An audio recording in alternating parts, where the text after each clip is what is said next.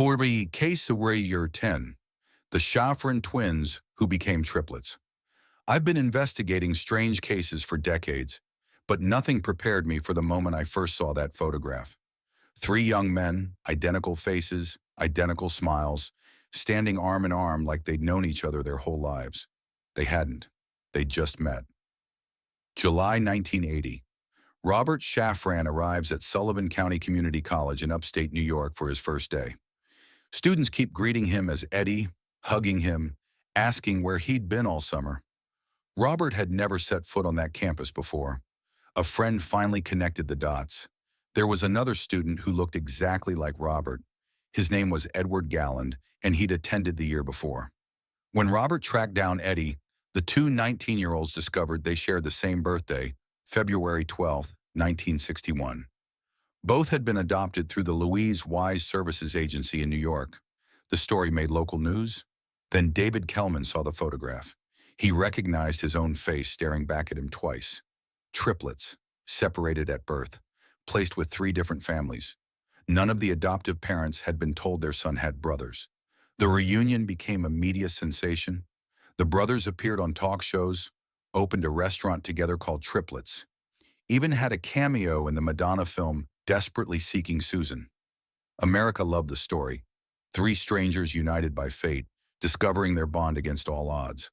But there was something the adoption agency wasn't telling them, something that wouldn't come to light for another 3 decades. The Louise Services hadn't simply separated these brothers through coincidence or administrative oversight. They'd done it deliberately, and they weren't the only ones. This is where the story stops being heartwarming and starts getting dark. Case number 9. The twins from Kansas and their mysterious questionnaire. Paula Bernstein was a film producer living in New York when she received a phone call in 2004 that shattered her understanding of her own life. She had a twin sister. Her name was Elise Shine. The two women, both 35 years old, had been adopted through the same agency as the triplets, Louise Services. Both had been raised by loving families on the East Coast. Neither had been told they had a sibling. When they finally met, the similarities were unsettling. Both were writers. Both had studied film. Both had experienced periods of depression. But what struck them most weren't the similarities. It was the memories. As children, both Paula and Elise remembered strange visits from researchers, people who came to their homes, filmed them, asked questions, administered psychological tests. Their adoptive parents had been told these were routine follow-up studies to track the development of adopted children. Nothing unusual, nothing to worry about. It was a lie. When Paula and Elise began investigating, they discovered their separations hadn't been accidents.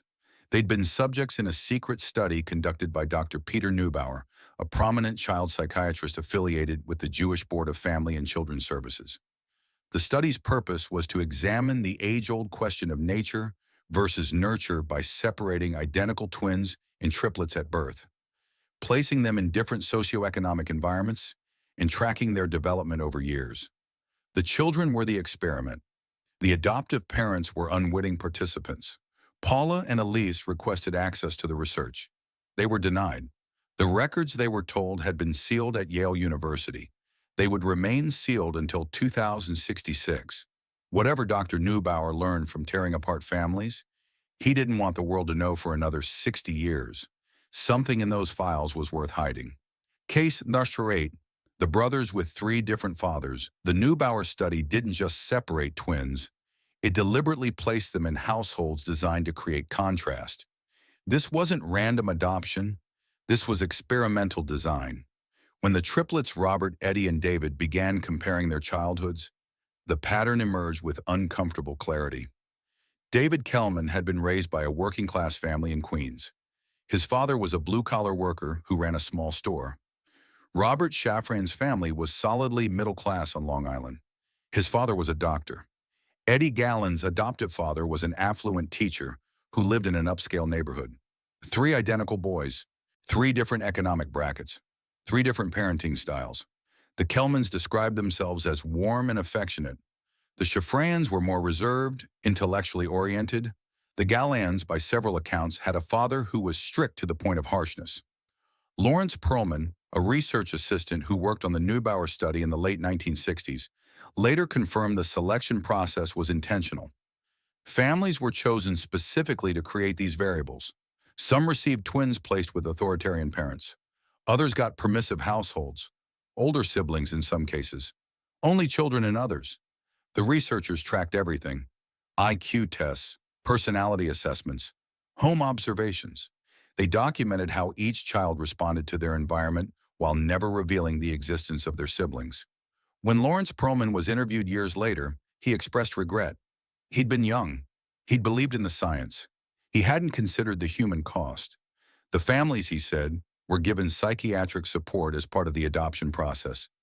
But that support was really surveillance. Every therapy session was data. These weren't children being helped. They were lab rats being monitored. Case number 7, the filmmaker who exposed the truth. Tim Wardle was a British documentary filmmaker who first heard about the triplets in 2015. Like most people, he initially saw it as an uplifting reunion story. 3 brothers finding each other against impossible odds. It would make a great film. Then he started digging. Wardle's 2018 documentary, 3 Identical Strangers, began as a feel-good tale and slowly transformed into an investigation of institutional deception. As he interviewed the surviving brothers, David Kellman and Robert Shafran, and spoke with journalists and researchers who had uncovered pieces of the story, the scope of Neubauer's experiment became clearer.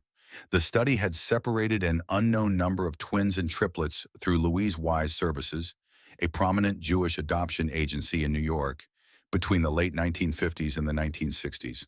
The exact number of children involved remains uncertain because the records are sealed. Estimates range from a handful of pairs to potentially dozens. Dr. Peter Neubauer, the study's architect, had fled Austria before World War II. He was a respected figure in child psychiatry, affiliated with NYU, and the author of influential books on child development. He never published his twin study findings. When confronted about the ethics of his research before his death in 2008, he reportedly defended it as scientifically valuable. The Louise Services closed in 2004, and most of its records were transferred to the Spence Chapin Agency. But the Neubauer study materials went to Yale, locked away. Wardle's film forced a public reckoning. For the first time, Americans confronted the fact that secret human experimentation hadn't ended with Nazi doctors. It had continued quietly in Manhattan adoption offices. Case number 6. The twin who never knew not everyone in the Neubauer study found their sibling. Some died never knowing. Others are still searching. In 2018, following the release of 3 Identical Strangers, a woman in California saw the documentary and began shaking. She recognized something in the story: the adoption agency, the mysterious researchers who visited her childhood home, the psychological tests. She had been adopted through Louise Services in 1963. She remembered the visits clearly: men with clipboards, cameras filming her as she played, questions about her feelings, her relationships with her parents, her fears. She'd always assumed she was an only child. Now she wasn't sure.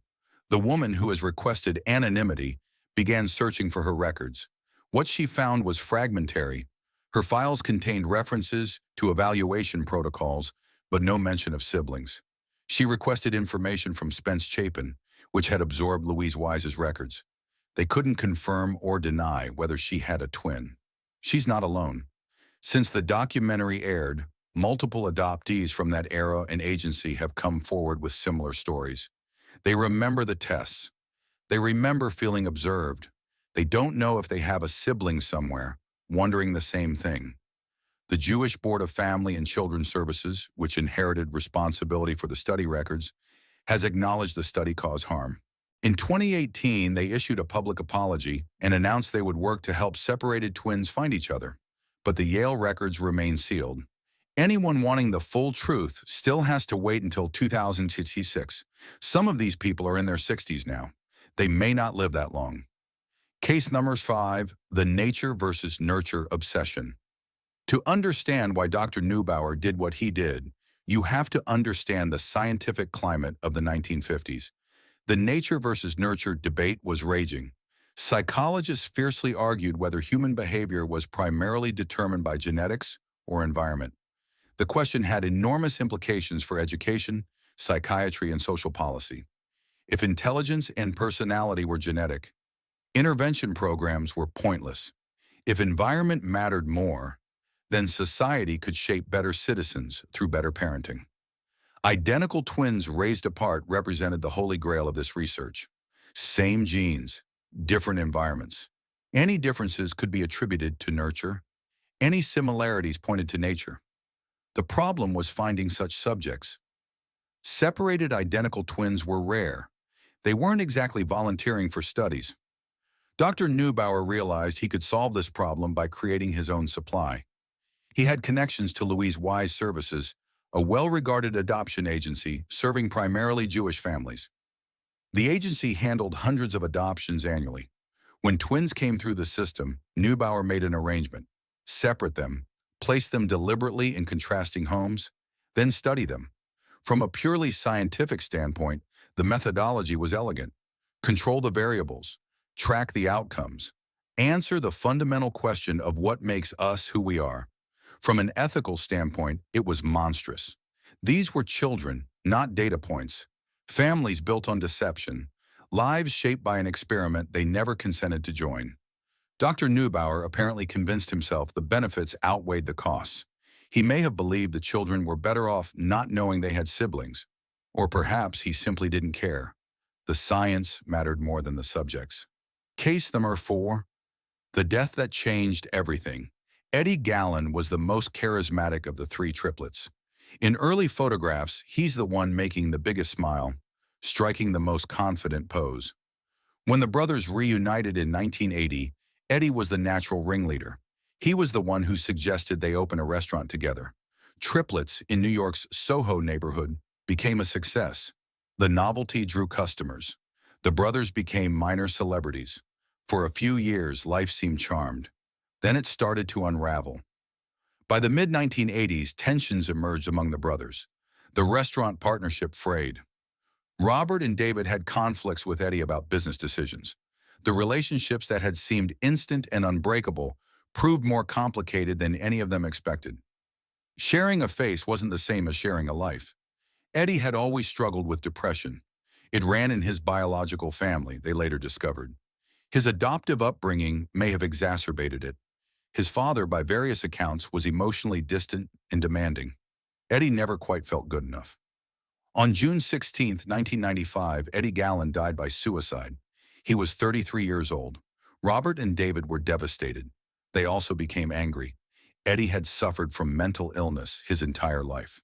The Neubauer study had documented psychiatric histories in the biological families of the children they separated. They had known some of these kids were at elevated risk, and they placed them anyway. They watched anyway. They never intervened.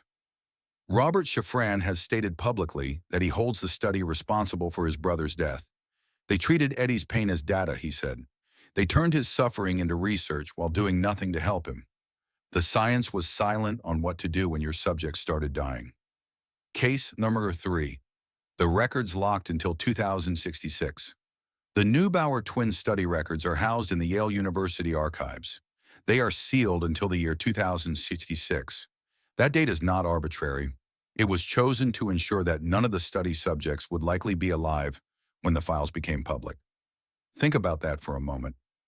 The researchers made a deliberate decision to hide their work until everyone affected by it was dead. What's in those records that required such extreme measures? According to people who have seen fragments or heard secondhand accounts, the files contain detailed psychological profiles of every child in the study, IQ tests administered at various ages, assessments of emotional development, notes on parenting styles, observations of sibling dynamics, or lack thereof, psychiatric evaluations. They also reportedly contain information about biological families, mental health histories, genetic predispositions, data that might explain why some separated twins struggled while others thrived. Most crucially, the records would reveal exactly how many children were involved. The triplets and Paula and Elise Shane are confirmed cases. But Louise Wise Services operated for decades. Hundreds of twins passed through the agency. How many were separated? In 2018, following the documentary's release and public outcry, there were calls to unseal the records early. The Jewish Board of Family and Children's Services expressed willingness to facilitate reunions without releasing full study data. But Yale has maintained the seal. Some researchers argue the data should never be published because it was obtained unethically. Others contend that suppressing it compounds the original wrong. The subjects deserve to know what was done to them. For now, the truth remains locked in boxes in New Haven, waiting for a generation that never knew Dr. Neubauer to finally open them. Case Curtu, the agency that made it possible. Louise Wise Services was founded in 1916 by Louise Waterman Wise, wife of Rabbi Stephen Wise, a prominent leader in American Reform Judaism. For decades, it was the preeminent adoption agency serving Jewish families in New York. It had an excellent reputation. Families trusted it. That trust was the foundation of Dr. Neubauer's experiment. When twins or triplets were placed for adoption through the agency, social workers made the decision to separate them. The official rationale, when one was given, was that it was difficult to find families willing to adopt multiple children. Separation increased placement chances. This explanation was a lie. Families frequently adopt twins. The reality was that Neubauer needed separated subjects, and the agency provided them. The adoptive parents were never informed their child had a sibling. They were told the home visits and psychological tests were standard follow-up for all adopted children. They signed consent forms for routine developmental monitoring. They had no idea they were participating in a study. The biological families, often young women in crisis, who felt they had no choice but to give up their babies, certainly didn't consent. They never knew their twins would be deliberately separated and studied. Louise Wise Services continued operating until 2004, when financial difficulties and declining demand forced it to close. By then, the Neubauer study had been over for years, its records transferred to Yale, its subjects scattered across the country. Some former agency employees have expressed regret. Others have defended the work. Most have simply remained silent. The agency no longer exists to be held accountable. The people who made the decisions are mostly dead. The children they separated are now senior citizens, still waiting for answers. Case number 1. The experiment America forgot. Here's what haunts me about this case. It didn't happen in a totalitarian state. It didn't happen during wartime. It happened in New York City in the 1960s and 1970s, overseen by respected medical professionals, enabled by a charitable organization, and hidden in plain sight. We like to think human experimentation without consent ended with the Nuremberg trials. We point to Nazi atrocities and say never again. But the Neubauer study proves otherwise. So does the Tuskegee syphilis experiment, which ran until 1972. So do the radiation experiments on unwitting patients, the LSD tests on soldiers, the deliberate infection of Guatemalan prisoners. The difference with the Neubauer study is its intimacy. These weren't anonymous subjects in government facilities. They were babies placed with loving families who wanted nothing more than to raise a child. Those families were lied to. Those children grew up missing a part of themselves they couldn't name. Robert Shafran and David Kellman are in their 60s now. They lost their brother Eddie almost 30 years ago. They've spent decades trying to understand what was done to them and why. The scientists got their data. The agency completed its placements. The families never knew. And somewhere in the Yale archives, boxes sit in climate-controlled storage, holding secrets that won't be revealed until everyone who could demand justice is gone. I've investigated a lot of conspiracies in my time. Most fall apart under scrutiny. This one doesn't. The documents exist. The subjects are real. The deception is verified. The only question left is what we do with that knowledge. How we reckon with the fact that our institutions, our experts, our trusted authorities are capable of treating children like laboratory specimens. The file's open in 2006. I won't be around to see it. Neither will the twins and triplets who deserve better. But someone should remember what happened. Someone should make sure this story doesn't disappear. Case closed, but not forgotten.